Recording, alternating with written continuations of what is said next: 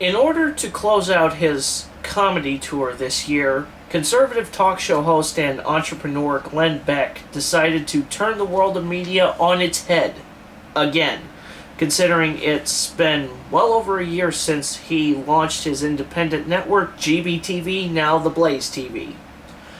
While performing the show to a sold-out audience in San Antonio, Texas, the show was broadcast live via satellite to select movie theaters around the country on September the 20th. Now, oddly enough, it was my uncle's 65th birthday, and he decided to take my cousin and I with him to go see it.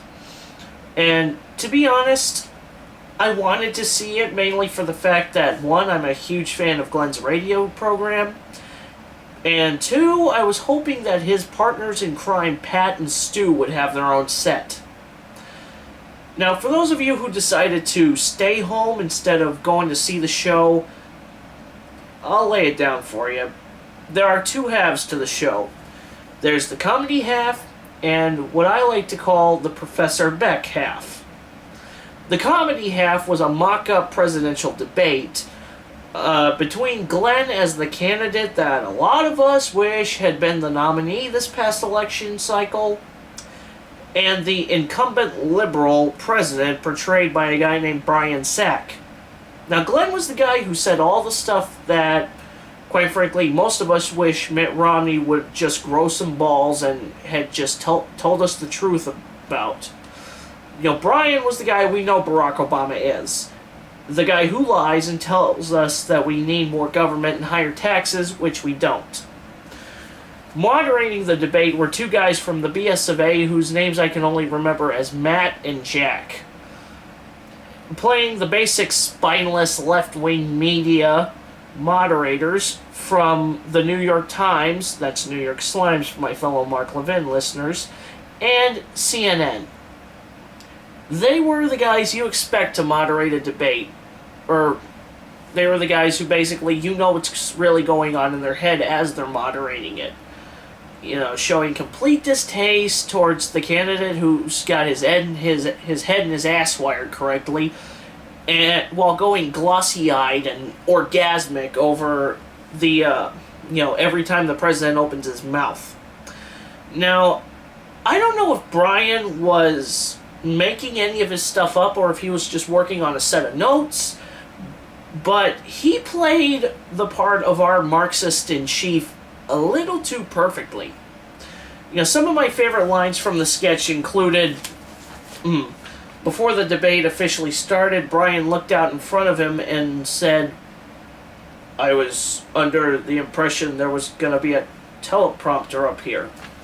Yeah, I know, you Obama supporters. Oh, Chris wants to make fun of the teleprompter. Ha ha. At least I'm not doing the birth certificate crap.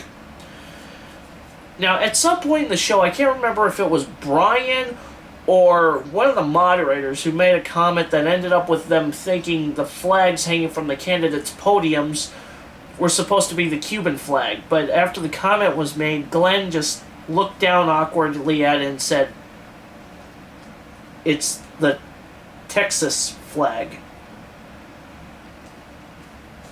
When discussing his plan about what to do about the ever-fattening size of government, Brian announced he would start up a new department of fat trimming. Shortly afterwards, Glenn brought about his ideas to trim the fat of government, and I quote, "If you work in a building that says Department of, you're fired.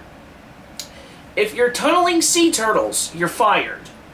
If your job is to study the sounds that sea otters make while they're doing it, you're fired. If your name starts with Harry and ends with Reed, you're fired." Now, after the debate came the Professor Beck half, where Glenn divulged with us things about our nation's history that are never taught in schools these days. For example, George Washington sucked as a general at the beginning of his career. Washington and Thomas Paine, the guy who wrote Common Sense, were bitter rivals till the very end of their lives. political attack ads can be traced back to the days of the founders, specifically between Thomas Jefferson and John Adams. This stuff you can also learn from watching his program on The Blaze, listening to his radio program, and reading the numerous books he's put out, including An Inconvenient Book, Arguing with Idiots, Cowards, and the list will go on, including Glenn Beck's Common Sense, The Original Argument. Just look him up on Amazon.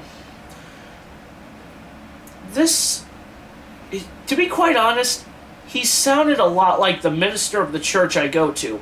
Funny, but informal and funny when the time is right. The show is a lot of fun if you're a Glenn Beck fan, and even if you're on the fence political-wise. It provided a lot of laughs, and hopefully opened the eyes to a good amount of people as to what kind of a man Glenn is. An honest, God-fearing man who loves his country and his family more than anything.